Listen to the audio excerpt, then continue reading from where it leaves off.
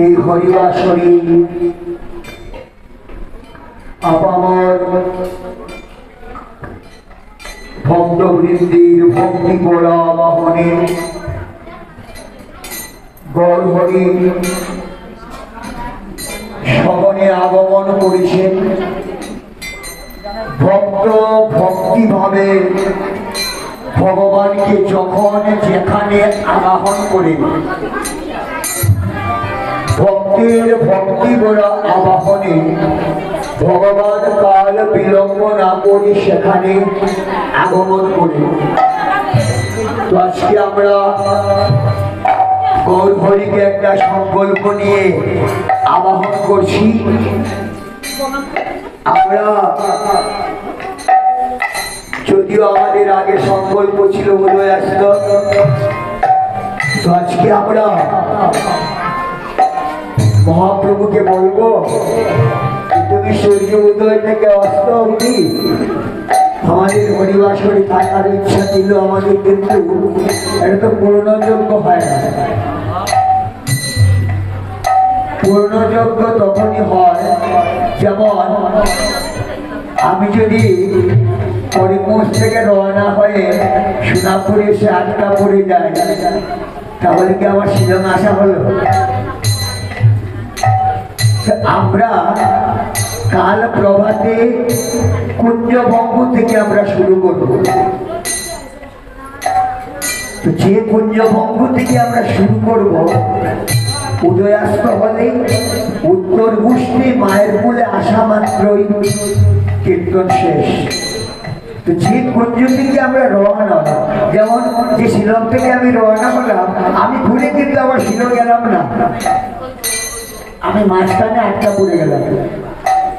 তাই উদয়াস্তটা হয় অর্ধযজ্ঞ আর অষ্টপ্রহরটা পূর্ণযজ্ঞ।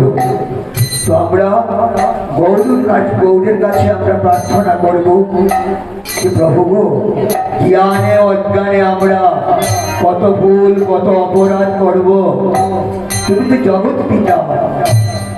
তোমার কাছে আমাদের এই নিবেদন, তোমার কৃপা বাড়ি দিয়ে, তোমার কৃপা দৃষ্টি দিয়ে আমাদের সমস্ত অপরাধ ক্ষমা করে তোমার যজ্ঞ তুমি পূর্ণ করে দিও। তো আজকে এই ভক্তি করে আবাহনে গৌর হরি আগমন করেছেন। আমরা কাল সূর্য উদয় থেকে পরশু সূর্য উদয় একদিন এক রাত নাম এবং লীলারসে বাসব আনন্দে হরিবোল হরিবোল বলি মহাজন ভাবলেন আইল দেখো সংকীর্তনে গৌরায় আইল দেখো সংকীর্তনে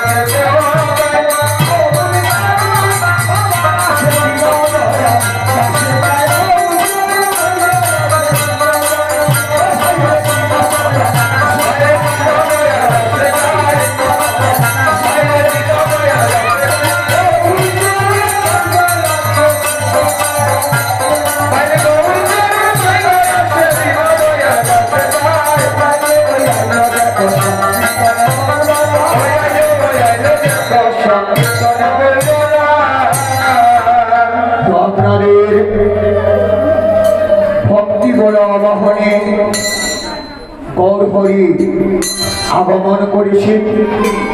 আমরা মহাপ্রভুর আরতি হবে, তারপর আমরা অধিবাসী পাতি কীর্তন আমরা করব। কীর্তনটা আস্তে আস্তে, কীর্তন 3 রকমের। একটা কীর্তন ব্যাস কীর্তন, একটা কীর্তন নারদীয় কীর্তন, আর একটা কীর্তন হনুমন্ত কীর্তন। আস্তে গো আস্তে আস্তে, হাতে সবজি বানান, মুখে কৃষ্ণ কথা বলুন, মুখে কথা বলবেন না। সবজি বানানোটাও সেবার কাজ, তো সেবার কাজে আমি হরি কথা বলবো, হরি বল বলবো। সেবার কাজে যেন আমার রসনায় আন কথা না আসে। সেবার যে কোনো কাজ আমি করি না কেন, সমাজে আমার মন, আমার ভাবধারা, আমার ভক্তি ভগবান যে গ্রহণ করবে। রাজমুখ দিলে ভগবান নেয় না। দুর্যোধনের রাজমুখ সেজে বিদুরের পূজন্য গ্রহণ করেছিল। তো আজকে 2-5 বসে যে আমরা কৃষ্ণ কথা বলি, এটাকে বলে ব্যাস কীর্তন। এখন যে আমরা করছি এটা নারদীয় কীর্তন। খোল করতাল সমস্ত কিছু নিয়ে নেচে গিয়ে। আর আরেকটা হলো হনুমন্ত কীর্তন। হনুমন্ত কীর্তন হলো একাকী। আমরা অনেক সময় বলি আজকে বড় প্রেম হলো। ও বাবা, প্রেম যদি হয়, হনুমান প্রমাণ দিয়ে গেছে। হনুমান যখন সীতারামের প্রেম সাগরে যোগ দিতেন, হনুমান একান্তে নির্জনে বসে নয়ন জলে ভাসতেন, নাচতেন, গাইতেন, জয় শ্রীরাম বলতেন। তো আমরাও সেই জায়গাতে তো একদিনে যেতে পারবো না। চেষ্টা করবো আমরা ভক্তি ভাবে যেন আমরা ভগবানকে আবাহন করি, ভক্তি ভাবে, ভক্তির রস দিয়ে যেন আমরা। দেখুন 10টার সময় মাইক বন্ধ হয়ে যাবে, আমার জয় বলেছে। তো 10টার ভেতরে আমাকে অধিবাস শেষ করতে হবে। তো 1-2টা কথা না বললে তো হয় না, 1-2টা কথা তো বলতে হবে। আমরা আচ্ছা মায়েরা, কার্পাস তুলার মাঝে যদি গ্যাস মারা যায়, জ্বলবে না থাকবে? কি বল? কার্পাস তুলাতে বেশ মারলে এটা জ্বলবে না ছাই হবে?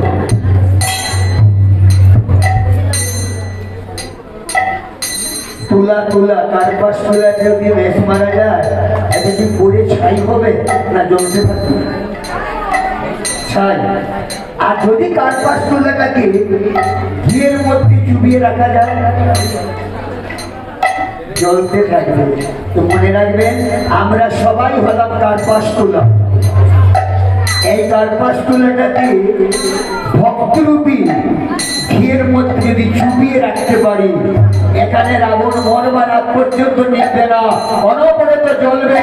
আর যদি এই আগুনটা দেখাতে পারি, নিতাই গৌর আমার বাড়িতে হরি বল বলে আমরা নাচব। বাবারা মায়েরা, ভক্তি বিনা কখনো কোনোদিন ভগবানকে পাওয়া যায় না। মূল মন্ত্র হলো প্রেম এবং ভক্তি। যেমন আমি আরতি হবে তো আমি একটা কথার জন্য বলছি, যেমন মারিচ সোনার হরিণ হয়ে শিকার কাছে গেল, মারিচ সোনার হরিণ সেজে প্রথমে সীতার কাছে কেন গেলে? সীতা হল ভক্তি দেবী। প্রথমেই মারিচ ভক্তি দেবীর কাছে গিয়ে ভক্তি দেবী শরণাগত হয়ে বললেন, তুমি আমাকে ভক্তি দান করো, এমনই ভক্তি আমাকে দাও যে আমার প্রিয়তম, আমার প্রেমিক আমার পেছনে পেছনে যেন ছুটতে থাকে। সীতা দেবীর সঙ্গে সঙ্গে রামকে বললেন, প্রভু এই সোনার হরিণটা আমাকে দাও। শোনো, মারবে না, জ্যান্ত ধরে আনবে। রাম বললেন, যদি ধরতে না পারি তাহলে মারবে। ঠিক আছে। রাম ধনুর্বাণ হাতে ছুটলেন। এই লীলাটা রামায়ণের পরে আমরা কি পেলাম? প্রিয়তমা বা প্রিয়তমের পেছনে কে দৌড়ায়? কে দৌড়ায়? প্রেমিক দৌড়ায়। প্রেমিককে প্রভু রাম, প্রিয়তমকে সোনার হরিণ মারিচ। আমরা যে ভজন করি, কেউ শুধু নয়ন দিয়ে দেখি, ধ্যান করি, কেউ মনে মনে করি, কেউ চরণ প্রার্থনা করি। আর মানুষ কেমন ভক্ত, তার প্রেমিককে এমনই ভাবে করলো, সর্বাঙ্গ দিয়ে প্রেমিক তার পেছনে ছুটলো, দৃষ্টি তার সঙ্গে, চরণ তার পেছনে, হাতে ধনুর্বাণ। সে যখন লুকিয়ে পড়ল, রাম ধুলায় শুয়ে পড়ল। কেন? বুঝছে গেল কোথায়? চিন্তা করো, যদি ভক্তির রশি দিয়ে বাঁধা যায়, এই প্রিয়তম আপনার পেছনে ছুটবে, আপনার চরণে ধুলায় গোড়াগড়ি দেবে, হরিবল হরিবল বলে ডাকবে।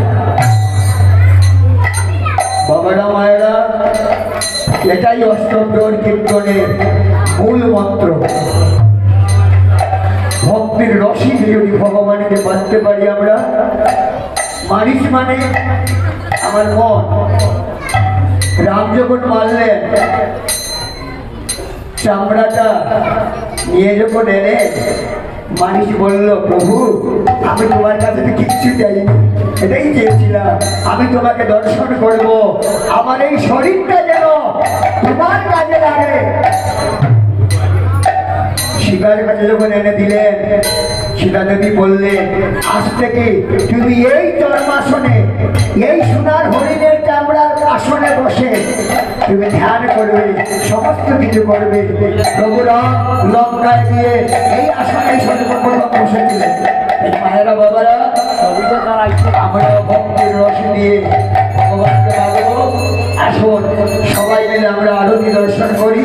আমরা একটা আরতি গাইব, একটা আরতির পর আমরা আবার অধিবাস কীর্তন শুরু করব।